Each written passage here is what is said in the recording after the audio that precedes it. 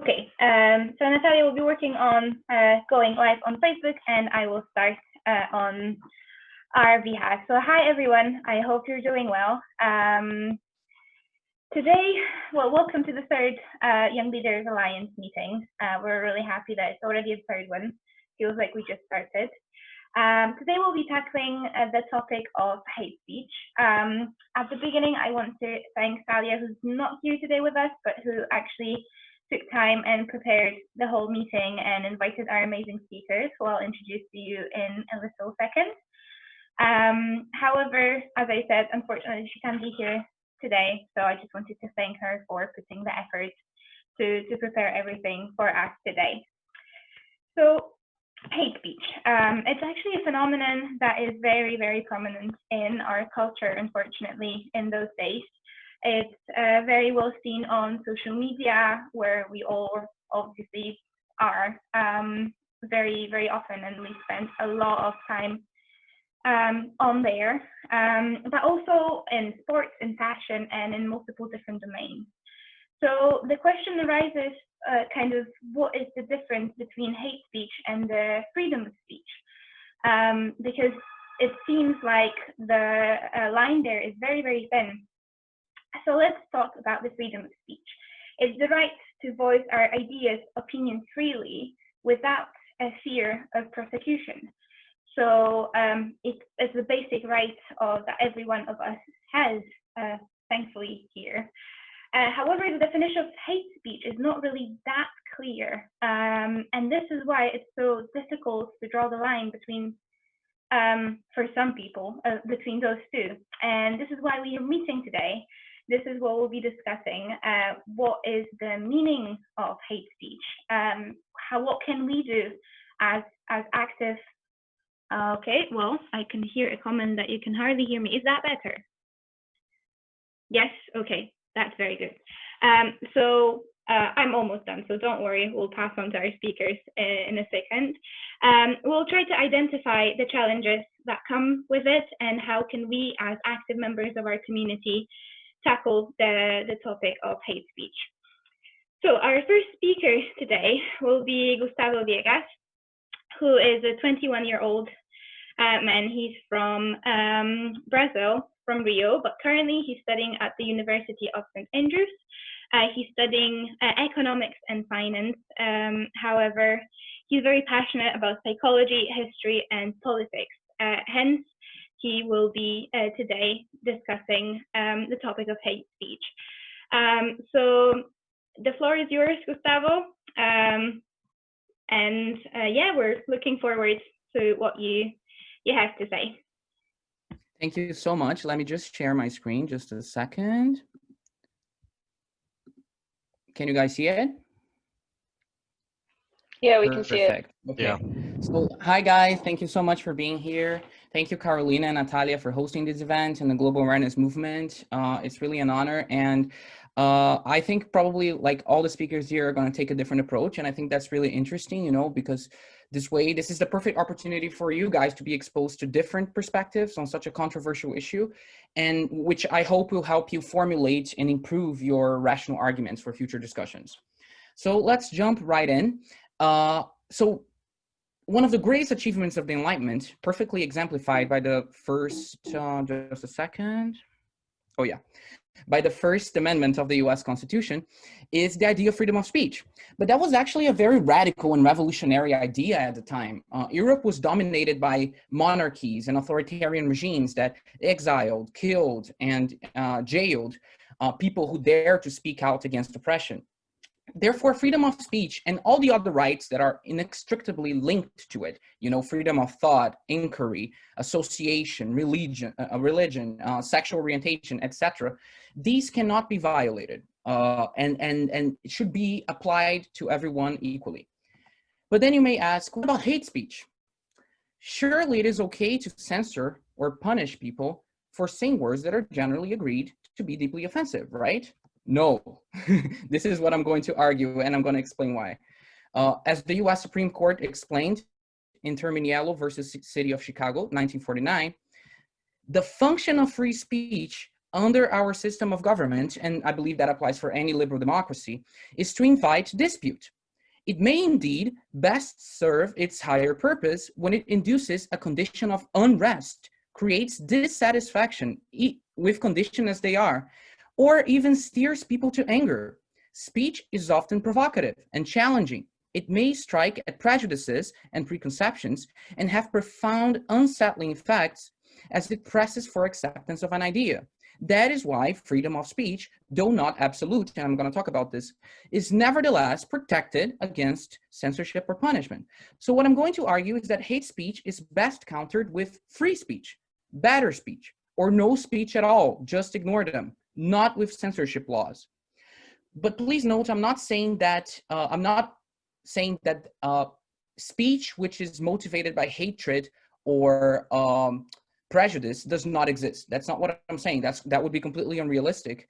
What I am saying is that attempting to ban it through legislation is not the right response and could easily backfire. Although this is not a defense of free speech, this is not a defense of right-wing speech or left-wing speech, okay? This is a defense of free speech.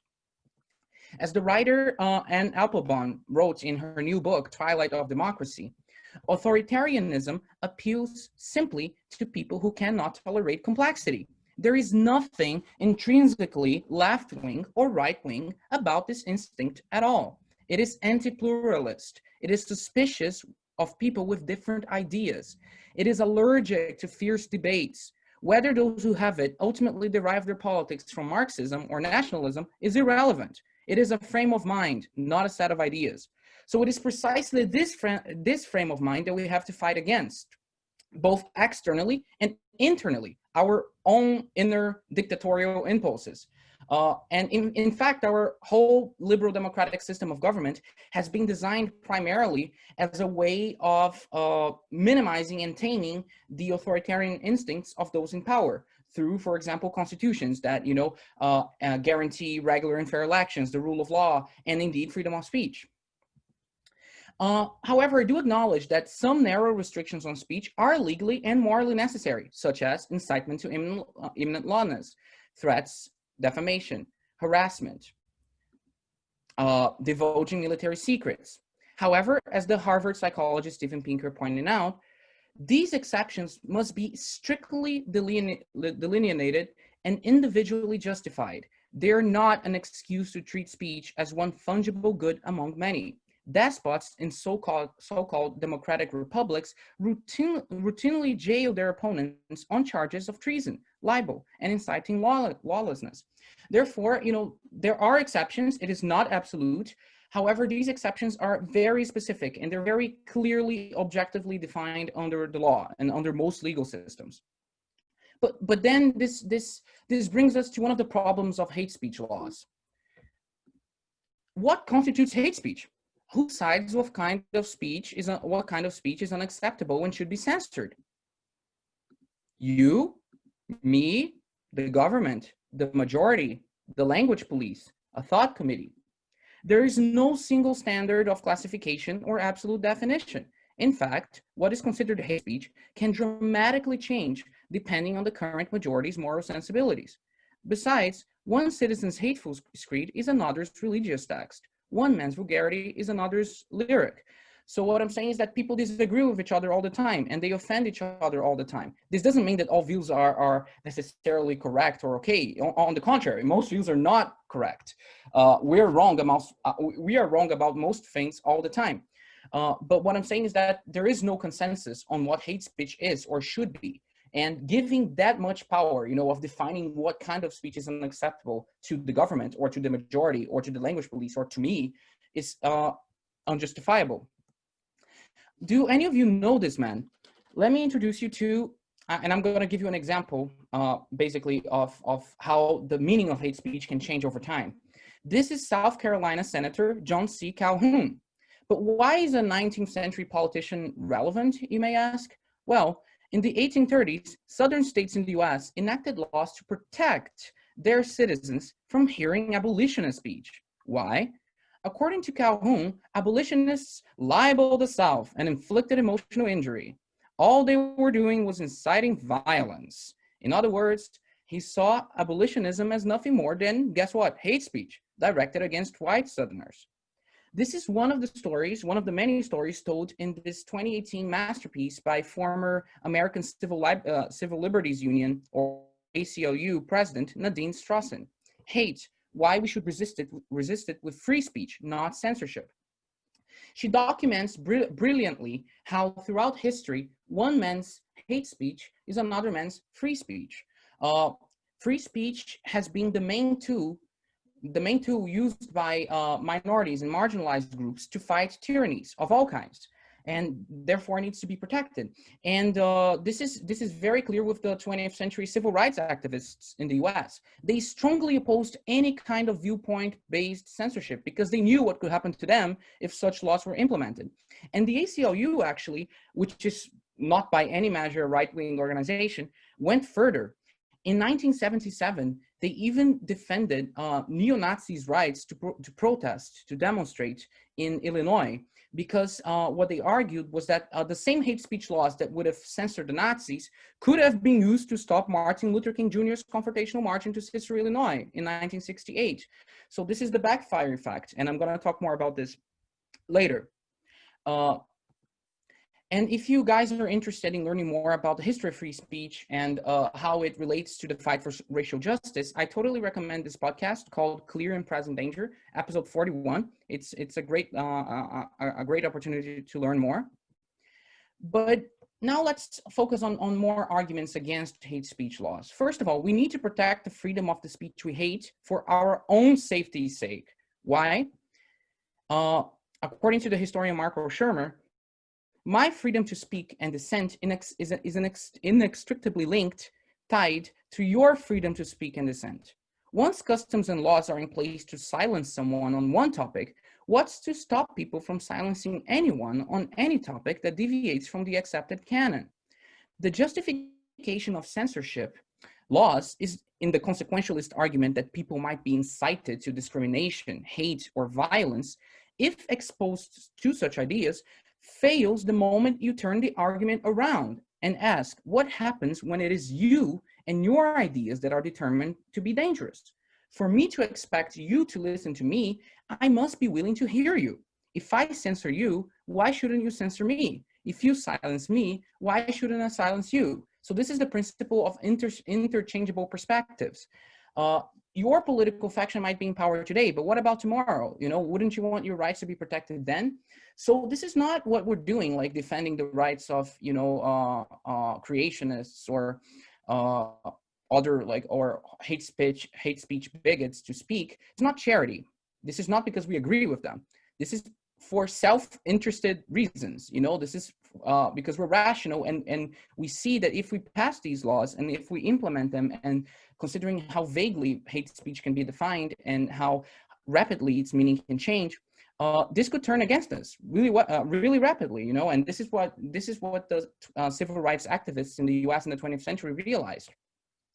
Now, I'm not saying that we should completely forgive overtly sexist, racist, or xenophobic speech. On the contrary, we should speak out, to make sure that better speech prevails. We should write rebuttals. We should post videos on YouTube, on TikTok.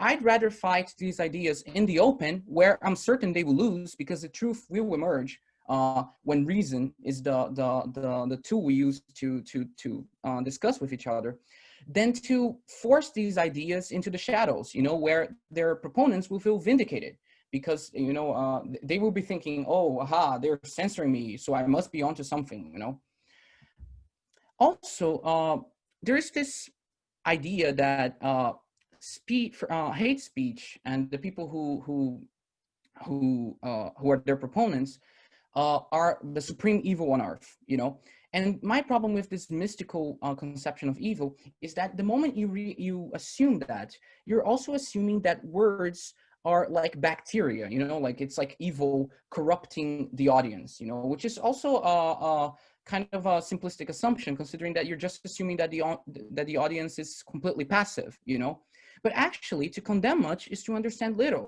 So only because we're trying to understand a speech, this doesn't mean we are enabling that speech. you know, and that's a very important difference. Also, no matter how right we think we are, having our own views challenged is a great way of improving our arguments and formulating new ones.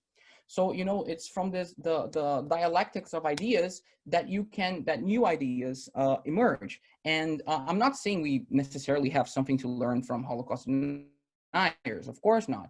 But at least we're improving our own arguments and our own vision of the world. It forces us to look ourselves in the mirror, and that's a good thing usually.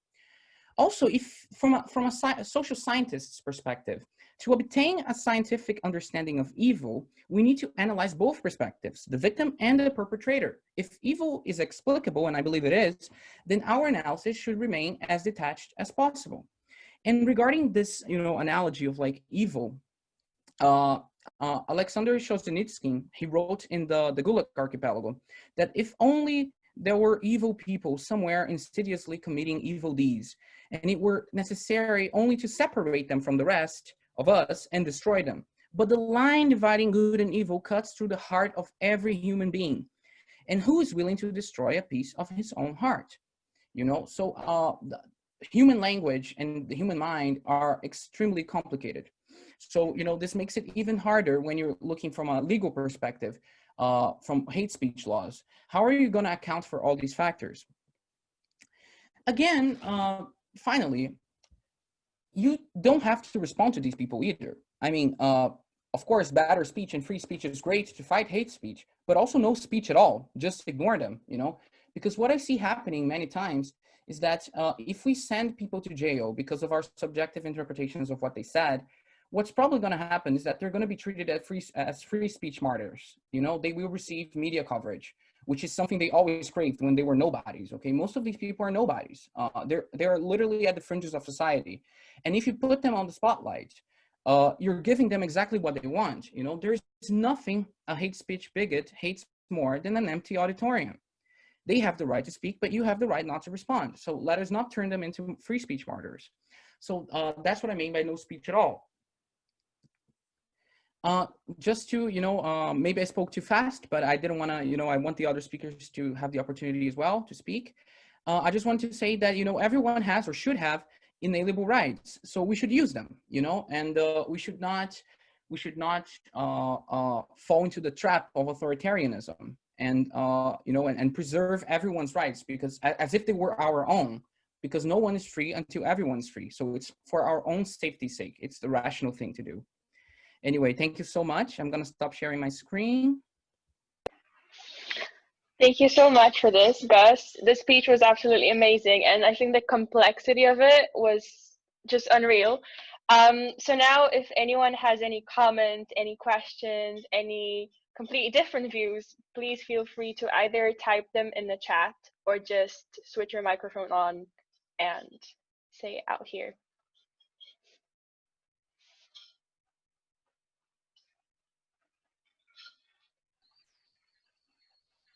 I liked how Gustavo talked about, as a response to hate speech, not using your speech, because most people don't think about, but just by not responding, you're driving whoever is saying whatever crazy, because typically people that use hate speech just crave attention, and so by not responding, you're just preventing them from getting what they want out of it. So I thought that was incredibly interesting.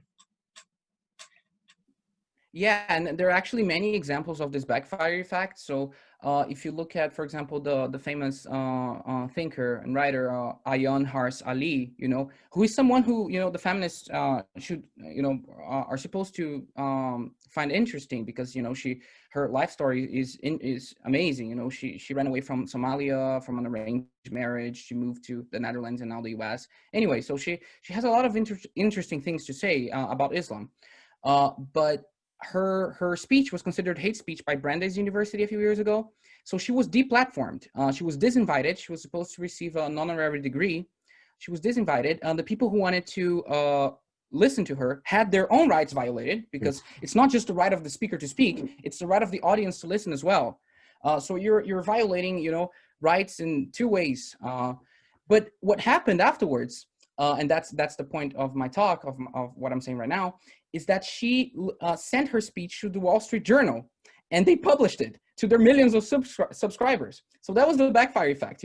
Her speech was supposed to be directed only at this small university auditorium. And after she got censored, what she did is that she just published her speech to the entire nation, to the entire world. So that's an example of the backfire effect. Of course, she's not, like a Holocaust denier or anything like that.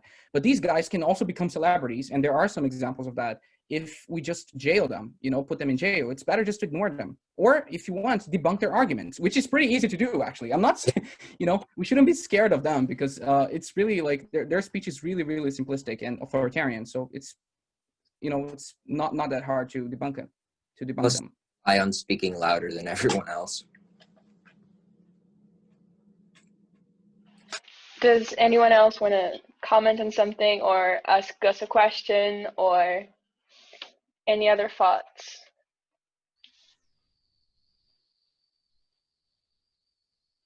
Oh, sounds amazing, Gus. I really like the whole concept. I really agree with you. That you've said it's way well thought, and just congrats. Thank you. And I also had Mexico, Juan here who's speaking, he's my friend and he's from Mexico. And I also had Mexico in mind when I was making the presentation, because we know that many journalists, right, are killed in Mexico because, they're trying to expose the truth. I'm sure that, the drug dealers and anyone else there, or the politicians, consider their speech to be hate speech directed against them, So we should protect everyone's rights because of that. And freedom of the press is, linked to freedom of expression. So yeah, not only from drug dealers, but the government itself tends to be more authoritarian nowadays. So it's very interesting if you look to that specific case right now. I know that we're not going to focus on that, but I do agree that it's very important to have it, freedom of speech in any case, because it allows you to share the ideas and kind of level up everything, if you know what I mean. I just wanted to say something to all the younger listeners that we have right here. Like, guys, don't be scared to ask questions, and whatever it is that you want to say, just feel free to do it. Because as I keep saying every single time, this is a safe space. And if you want to learn, if you want to ask, if you want to question things, like, be ready to do so. And especially like Gus, he's my best friend, and I know he's never going to judge, and he's more than happy to kind of give you further insight on things. So have the courage and really do ask. And if you don't want to speak, then message in the chat, but be brave. Yeah, and I need freedom of speech as well, just like anyone, because I'm fallible, and I make mistakes, and I'm probably wrong about most of my beliefs. So I need people to point that out, and that's the scientific spirit. So if you guys have any things, like any comments, let me know. I was just Also, wondering. Oh, sorry. Go ahead. You go. Because I was just wondering, because it's a great and interesting way to think about hate speech, just to ignore the source that it's coming from. I was just wondering if it really applies in all contexts. What if the hate speech is coming from the government, and what do we do then? We can't just ignore them, can we? Just an insight, because I generally agree on like the level, like on the internet when that freedom of speech is really, really crucial. But when the hate speech is coming from people in power, what do we do then? I mean, that's why we have liberal democratic institutions, right? Democracy is spectacularly good at getting rid of bad governments. Okay, we have at least it's the best the best system we have to get rid of bad governments. And we have something called regular and fair elections. So every 4 years, in the case of the U.S., people go to the polls and they vote for their representatives, senators, president. And again, the fact that the government is saying things that could be considered hate speech is another reason why we need freedom of speech, because we need to speak out against them. We need mechanisms in place that would guarantee free speech to make sure that they won't censor us. And it's interesting because I see so many campus students, liberals, who are supposed to be in favor of democracy and individual rights, being very skeptical of freedom of speech for some reason. And I think one of those reasons is what I discussed in terms of like evil, seeing the evil in the words of someone, or assuming that people need to be protected from offensive words all the time. And they call for hate speech laws, but they forget that Trump is in power. So are they going to give the Trump administration the power over to decide what is hate speech and what is not? So that's the danger. We need to protect ourselves. by protecting everyone. Yeah. We have one question coming in from Paula. She's asking whether you experience hate speech at university. I mean, I've experienced a lot of offensive. Again, like, what is your definition of hate speech? It is a very vague definition. If you mean speech that is overtly offensive, I've experienced that my whole life. All of us have, probably, you know. So yeah, that is part of life. We can't be shielded from that, and the university shouldn't shield us from that, because that's, you know, we don't need to be supervised like children in a children in a sandbox all the time. I think that, you know, confronting them head on or simply ignoring them is probably the best mechanism to deal with it.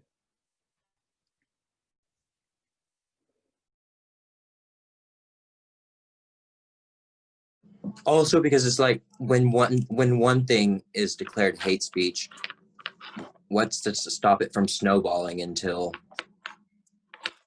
everything's hate speech? So, yeah. I think the issue I have with the previous comment about just ignore it, just kind of roll with it, you know, it's fine, just kind of stiff upper lip kind of attitude, is that hate speech really isn't an isolated thing, and it's very easy to say if you've not really dealt with or experienced it. If you haven't been abused, for example, in the sense that you haven't been abused for being mixed race, for example, like, or being a mixed couple, like my parents have been, and that, then you can just say, oh, you know, you get shouted at on the street by some guy calling you like race mixers and filth. That's one thing. But then you see actually proceeding into action and actually proceeding into violent action.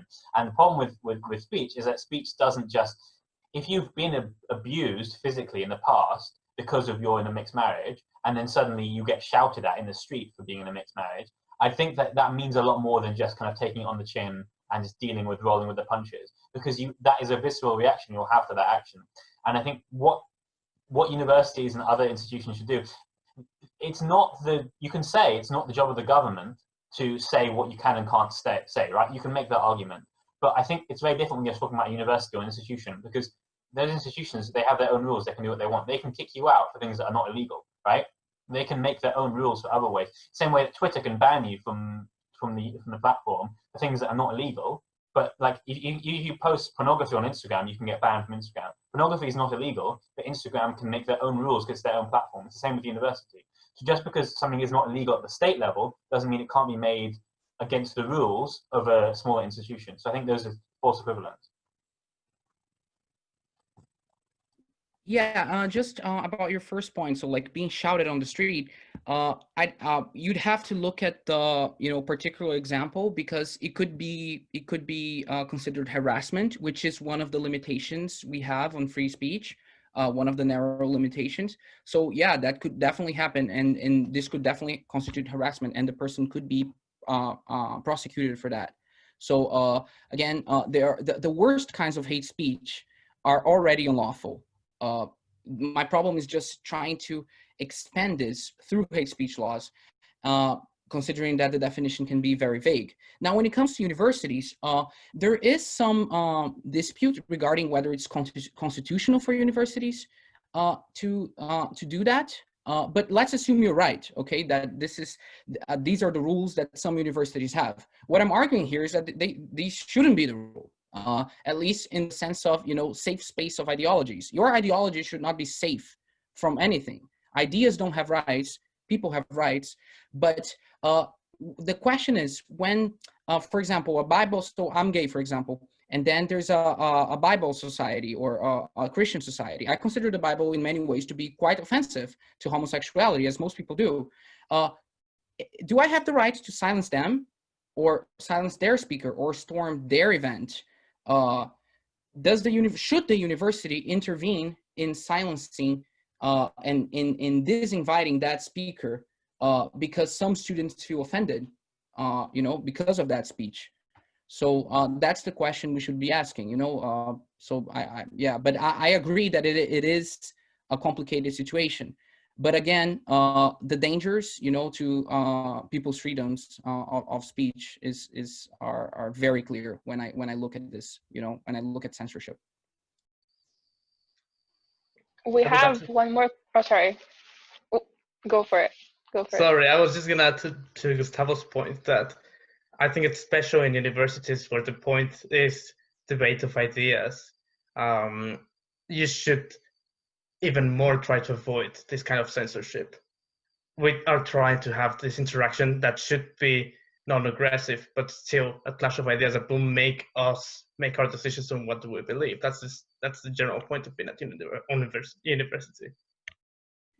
Yeah, and you said, Ben, that universities are different. I don't think so, and I think, in fact, universities should be the greatest champions of freedom of speech ever. You know, freedom of inquiry, freedom of thought, freedom of speech are the basis of science. Okay, it's what we call conjecture and refutation in science. So they should be the greatest champions. You know, they shouldn't be censoring anyone apart from, you know, the criminal cases we discussed.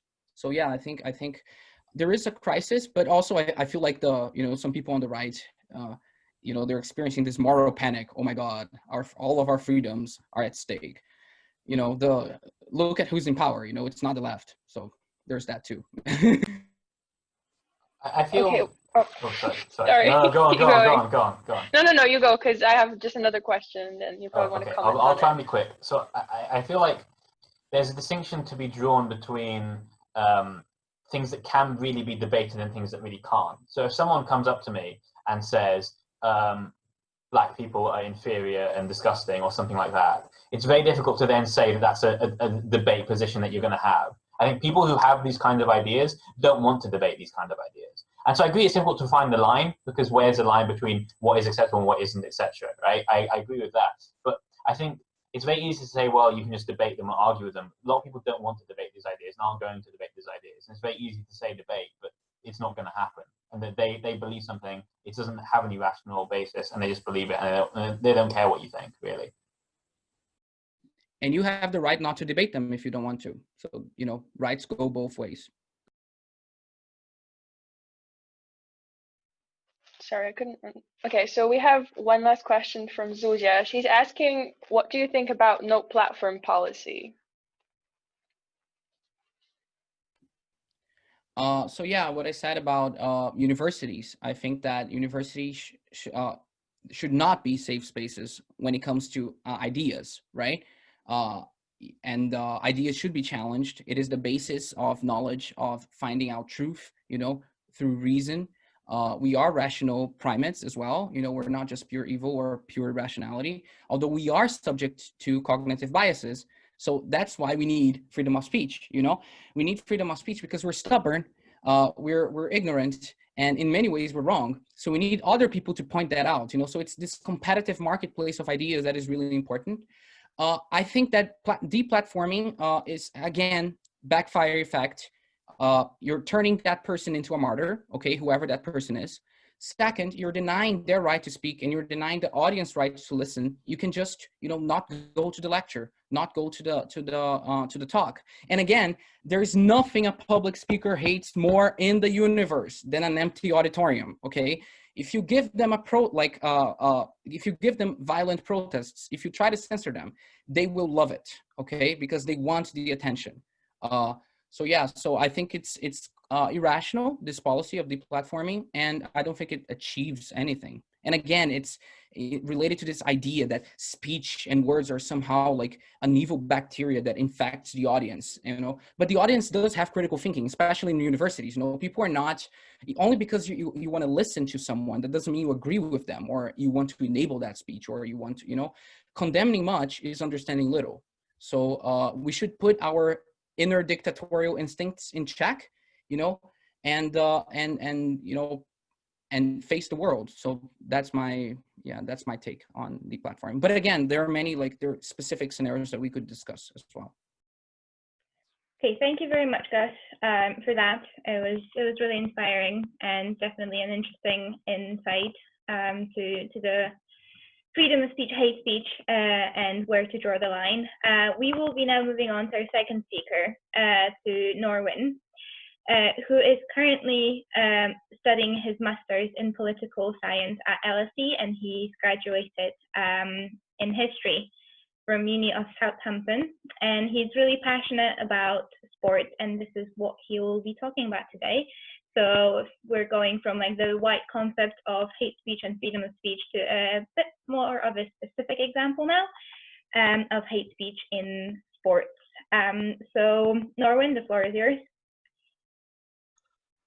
Thank you. So it's more of like a kind of general talking about freedom of speech, and then going into the kind of more specific example of sports discourse and how certain speeches are exhibited in sports. So thank you, Gustavo, for like your breakdown of freedom of speech. Like I'm just going to repeat essentially what you said for like, you know, traditionally what is the liberal idea regarding freedom of speech, and it's that everyone should have the right to speech. And theoretically, this is true, and generally in practice, it may appear superficially that we possess a heightened capability to speak today.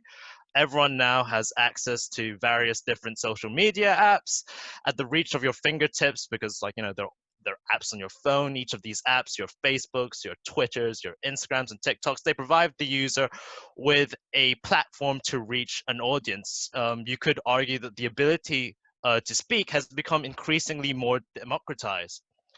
However, this is only true if you don't look qualitatively on how this speech can be expressed, because in practice, different people do not have an equal ability to speak. For instance, right-wing papers, The Sun and Daily Mail, remain persistently the highest circulated papers in the United Kingdom, whereas a paper like the centre-left Guardian only gets a fraction of their readership. Now, I'm not trying to advertise for the Guardian, like I think there are many problems with the Guardian, but I'm saying that in the media landscape, it seems that while you always get talk of right-wing voices being marginalized, especially on college campuses, it just seems like it's not commensurate among the national media landscape as a whole. I mean, you can look at the United States and think about Fox News being the most widely circulated news channel in America, and that is a place where right-wing, sometimes very far right-wing views are professed.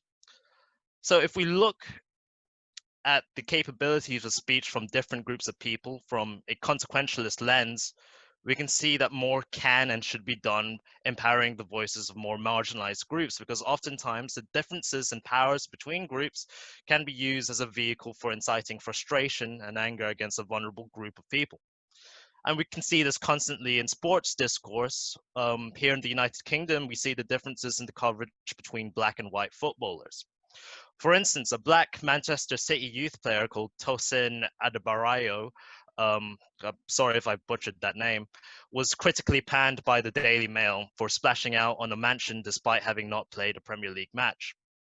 But the Mail crucially forgot to mention that the mansion was for the player's family as well.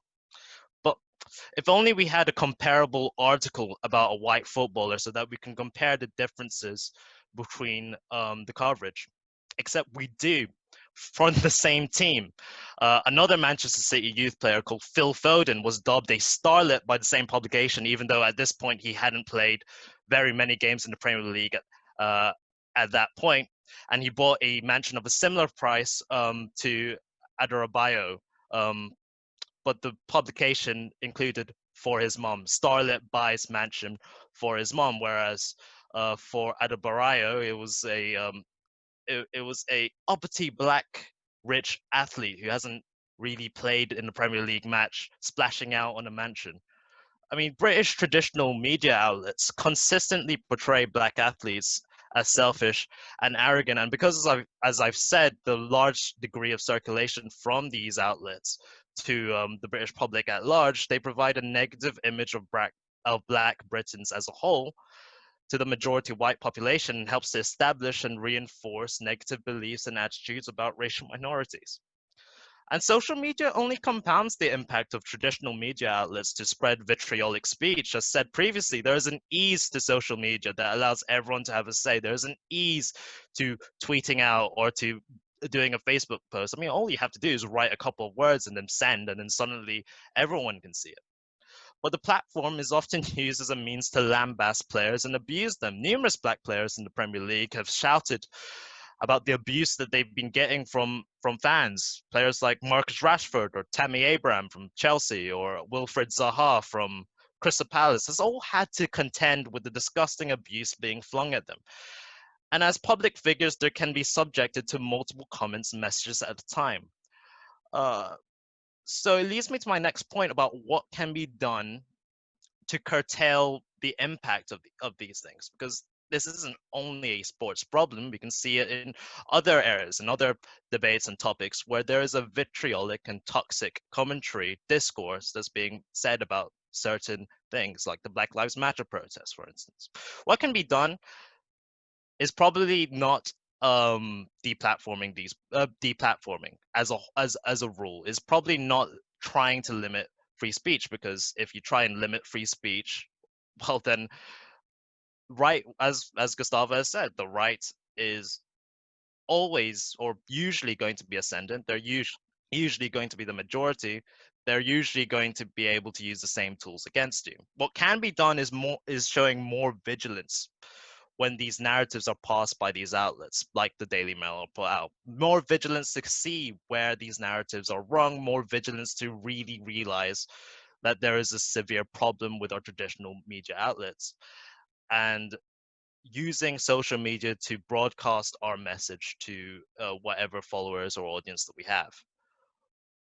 But it could be it could be ineffective. As we know, right-wing commentators have such a big head start on other left-wing commentators. I mean, I can name you several right-wing commentators like Ben Shapiro or Milo Yiannopoulos before he was discredited, or people like Jordan Peterson. Like, they have a massive head start on left-wing commentators that it might be a losing battle to try and battle them in the marketplace of ideas, because as we know from a marketplace, it's a competition and there are winners and losers, and oftentimes left-wing people are losers. So that's the end of my speech, and I'm welcome for anyone to challenge me or debate about my premises. Thank you very much for that. We actually have a couple of questions that just came in. There's one that came in right now. Would you agree that hate speech can sometimes be useful? For example, as Marisa previously mentioned in her other question, to mentally grow.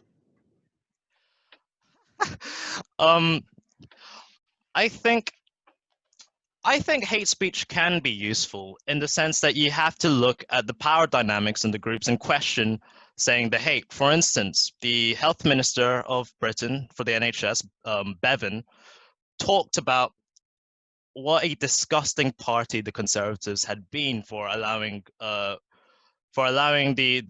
fates of millions of children to be dictated by a healthcare system that did not provide for them. And it was lambasted for that. The media consistently portrayed him as a person that hated conservative voters. The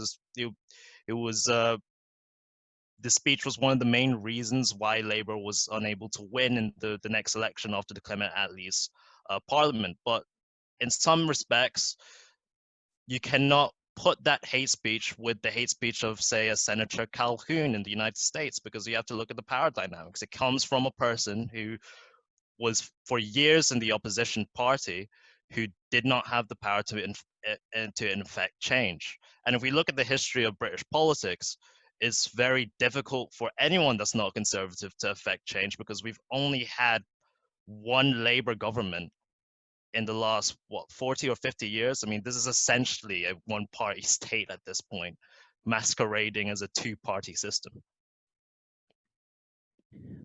If I just may add, like, quickly, I think the only individual benefit of hate speech I can see from our perspective could be what I discussed regarding, improving your own views, confronting your, giving your devil his due, and understanding your own views and improving your own views based on that.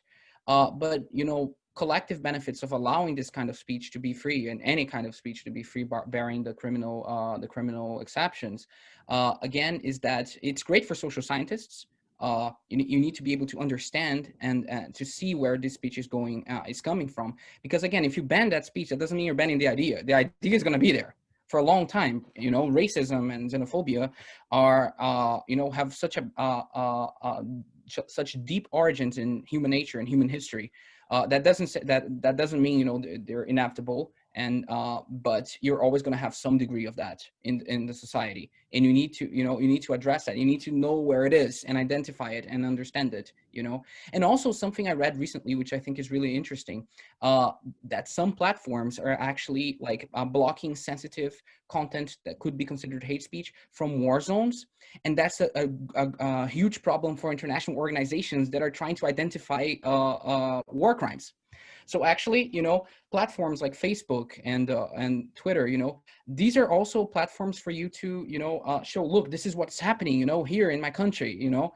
And by blocking those, you're depriving the whole world of finding out exactly what's happening there, you know. So that could be a collective, you know, benefit, you know, of allowing, of being, you know, open-minded when it comes to speech, because you can learn from it, and we depend on it for human progress. So, well, we should also take into the account the people that are making these speeches. We should also take into the account the language being used in a lot of these speeches. For instance, I remember when Milo Yiannopoulos was a very popular figure among the political discourse. I think many people remember him.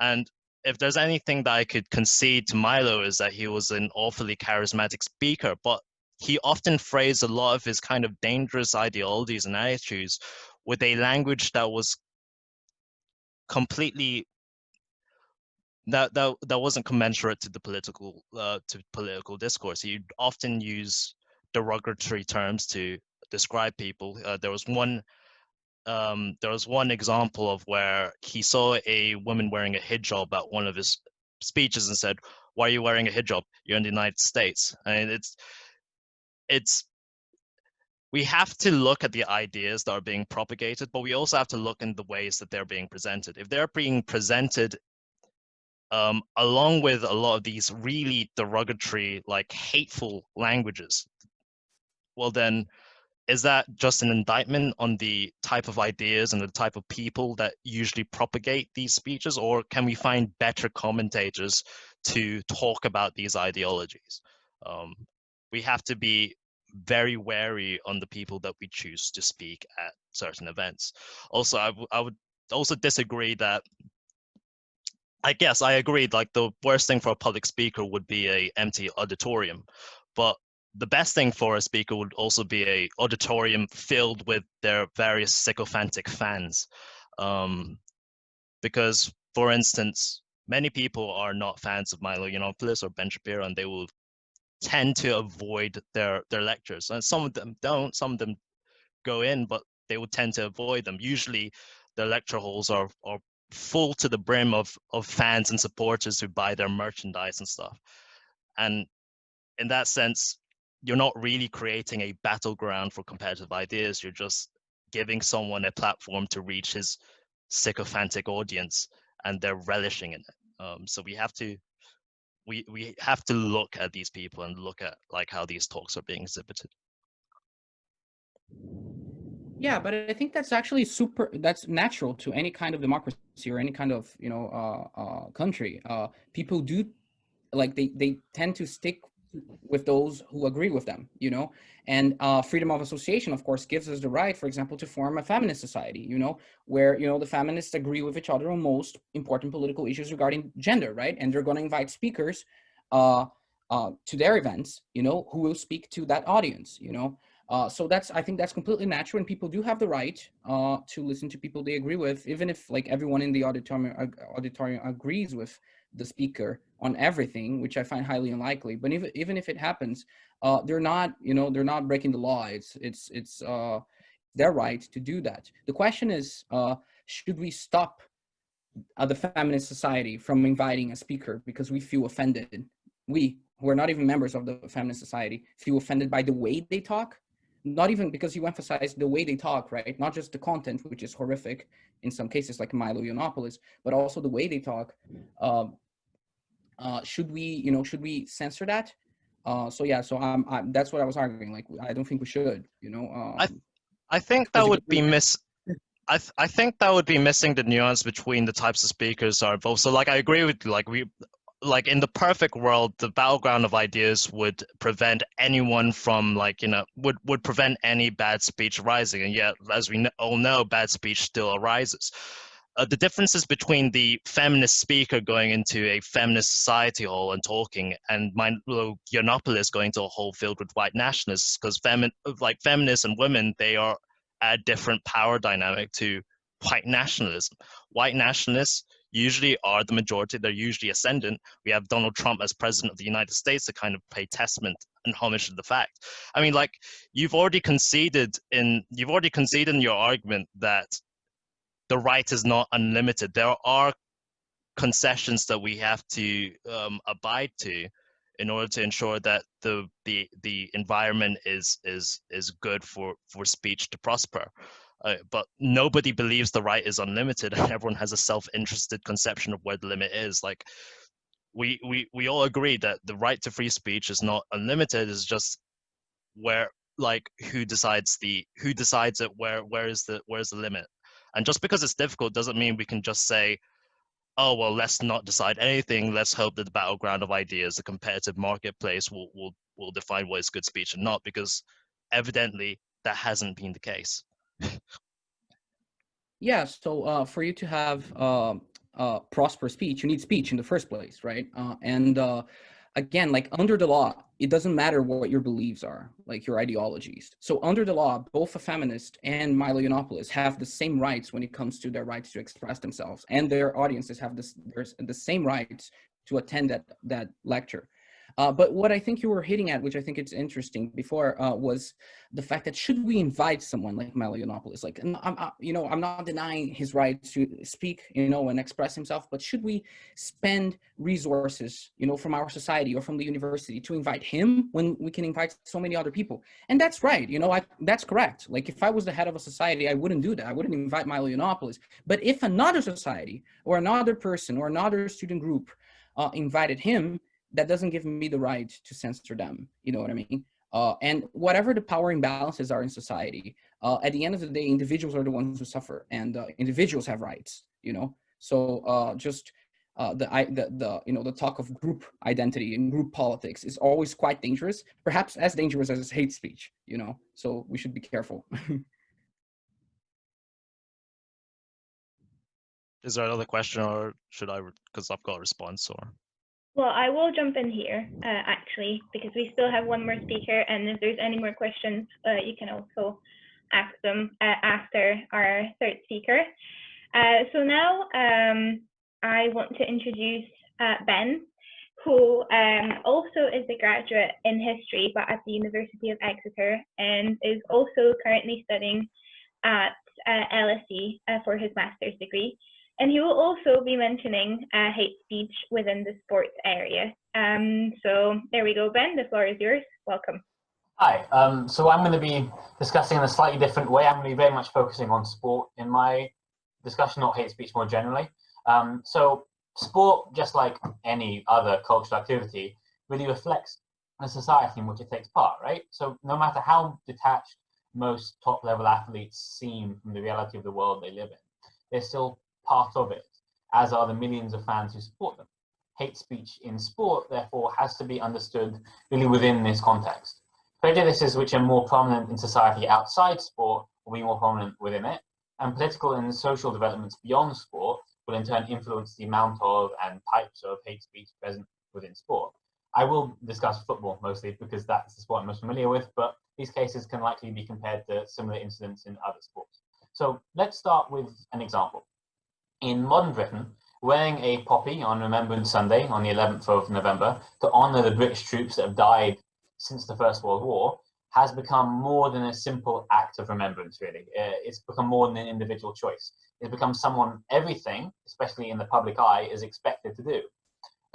People are often called out quite aggressively for not wearing poppies, and this is no different in sport. Most British football teams, for example, often wear jerseys with poppies stitched on. Some players, however, have aroused controversy in the recent past for refusing to wear the poppy, such as the Irish international James McLean and Serbian Nemanja Matic. So both players refused to wear the poppy for similar reasons. McLean, due to the Bloody Sunday massacre in his city Derry by British troops in 1972, and Matic due to the native bombing of his hometown of Relo in 1999. However, whilst both players received threats and criticisms for their decision, for McLean, the situation has been far more dramatic. He's been sent death threats by the Post. He has been constantly booed and abused in stadiums year-round, not just during Remembrance period. He has had to make a statement almost every single year explaining his decision and asking fans to respect it. This goes far beyond simple political disagreement. It is xenophobic hatred, a dislike towards Irish people which still exists in British society after many centuries. Comparatively few people care about Matic not wearing a poppy, simply because the Yugoslav bombings are something largely forgotten by the British public. The legacy of centuries of colonial rule in Ireland, however, has not been forgotten. There remains among many British people an unwillingness to accept that British rule in Ireland was as destructive as it truly was, and so people like McLean speaking out about how Irish people view the British Armed Forces touches a nerve far more so than a Serbian doing the same thing. And herein lies the problem with legislating hate speech in sport. The acts of hate speech go far beyond simply the games being played. It's absolutely possible in modern sports stadiums to pinpoint which fans are being abusive and have them removed, banned, punished. It's possible to punish athletes who abuse other athletes. It is possible to find the individuals sending hateful messages, be they online or via the post, and have them punished for their actions. It is far more difficult, however, to enact measures which will prevent such incidents happening again and again and again and again. Hate speech is emblematic of a problem embedded within society and cannot simply be legislated away. This does not mean that individuals who engage in such speech should not be punished. However, it does mean that in the long term, little will actually change, particularly within the culture that surrounds much of modern sport. Let's look at another couple of examples. In September of 2020, when playing for Inter Milan away at Cagliari in Italy, another footballer, Romelu Lukaku, was subject to racist abuse from the Cagliari fans. After the match, Inter's ultra supporters, ultras are fanatical supporters who exist in many European countries, released a letter not in solidarity with their own player who was racially abused, but in solidarity instead with Cagliari's fans. They wrote that, quote, "You have to understand that Italy is not like many other North European countries where racism is a real problem. We understand that it could have seemed racist to you, but it's not like that. In Italy, we use some ways only to help our teams and to try to make our opponent nervous, not for racism, but to mess them up." Ahead of the 2019 and 20 season in France, the French Football Association, the LFP, introduced new measures cracking down on homophobic abuse in stadiums. There would be fines, prison sentences, stop games for homophobic chanting. In the first few weeks of the season, there was a tremendous uptick of homophobic abuse, which at least 20 reports of homophobic chanting in the top two divisions and the League Cup during the first few weeks of the season. Fans engaging in the chants claimed they were not homophobic. Indeed, they supposedly did not believe anything that they were chanting. Instead, they were hurling homophobic abuse during games because, according to them, they felt they had a right to, and that the LFP was infringing on that right. So these two examples highlight the reality of sporting, particularly football culture. Many fans feel that a sporting ground, a football ground, is their home, and their place to say and do whatever they want for the sake of victory. Certain groups of football ultras view sports stadiums as safe spaces for working men to behave as they wish. A group of Lazio ultras in 2018, for example, sent a letter to women supporters saying to stay away from certain sections of their Stadio Olimpico, which should be a sacred space to be experienced like the trenches, as in as aggressively, as violently as possible. For these groups, racism, homophobia, sexism, other forms of abuse, hate speech are indeed an expression of bigotry, whether they believe it to be or not.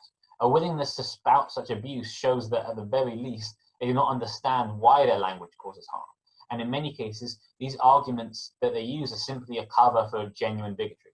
But these cases show the cultural barriers to combating hate speech in football and in sport more generally.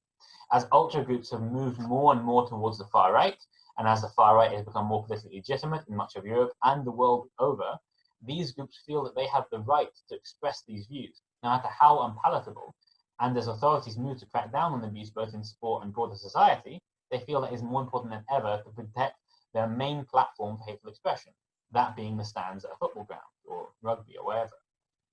The authorities can and should crack down on this hatred, as it causes distress to fans and players alike and can lead to violence and more serious behavior. You know, how many riots do you think will spring out if this kind of racism, these kind of far-right elements in fan groups are not stamped out? It is more than just words, because if you're associated with these kind of thuggery, this kind of violent far-right criminal elements, it'll be more than words.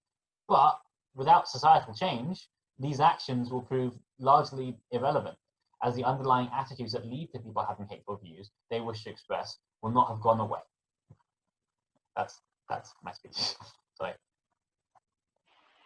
Thank you so much. Does anyone have any questions or any comments or anything that they want to share? Say right.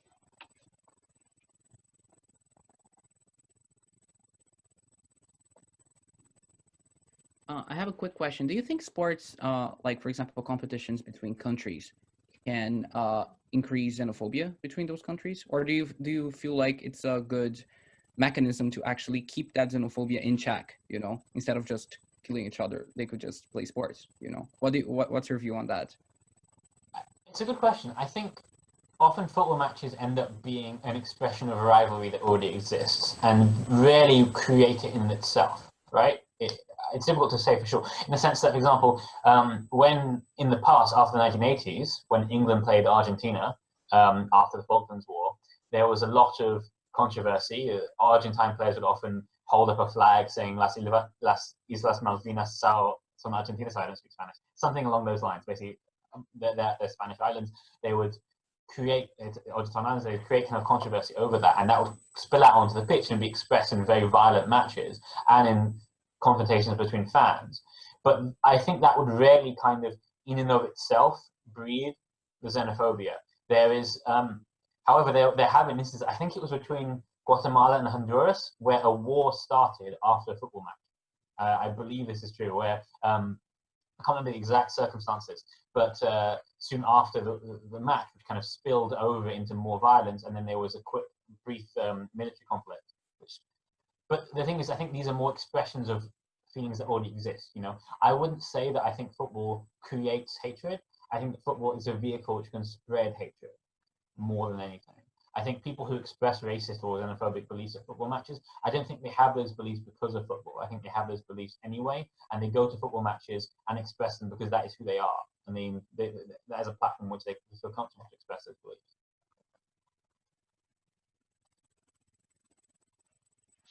Does anyone want to say anything else? Ask questions?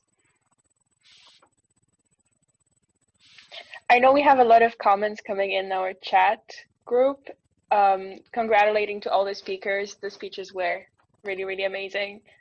Anyone else wants to say anything?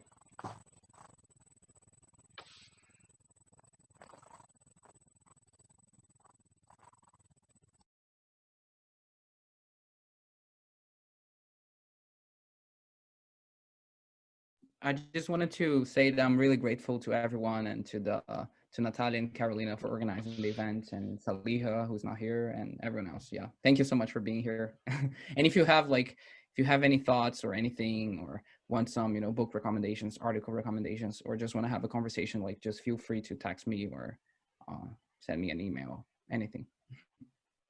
Do you want to share your email address in the chat thing so that people can actually access it? Because I know a couple of people who are listening to us right now, they really want to kind of talk to you out of the call and ask you some extra questions.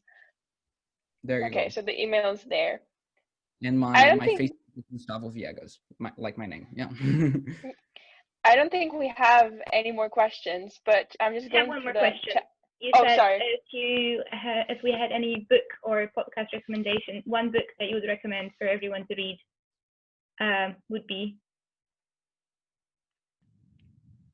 I think the book, it's my favorite book, and I totally recommend it. It's multidisciplinary, so it doesn't matter what you study, what you like, you're probably going to like this book. It's called Enlightenment Now, The Case for Science, Reason, and Humanism and Progress by Steven Pinker, the Harvard psychologist. It completely changed my worldview And I think he proves the existence of human progress, and he tracks down the origins of that human progress, so yeah, I totally recommend that. It's an incredible book. Enlightenment Now by Steven Pinker. I'll put it on the chat. Okay, well, in that case, thank you very much.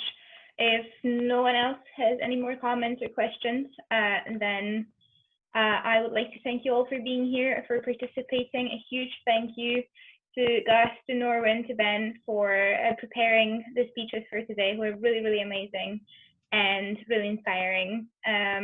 So a huge round of silent applause for you. Yeah, well, thank you very much. Just to let you know, there will be later today at 5:30 p.m. European time, there will be a meeting of Global Awareness Movement Junior, which will be prepared and led by Paula, who's also here with us today.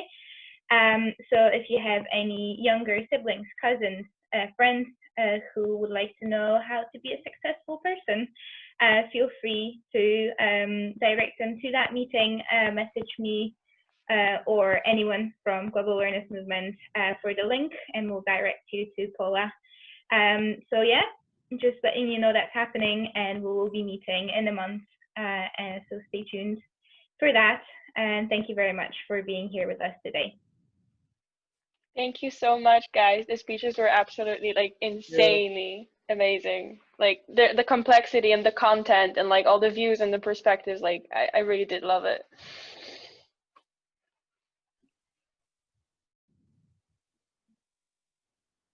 Okay, thanks very much, and we'll see you in a month. Bye, everyone. Thank you. Bye. Have a nice day.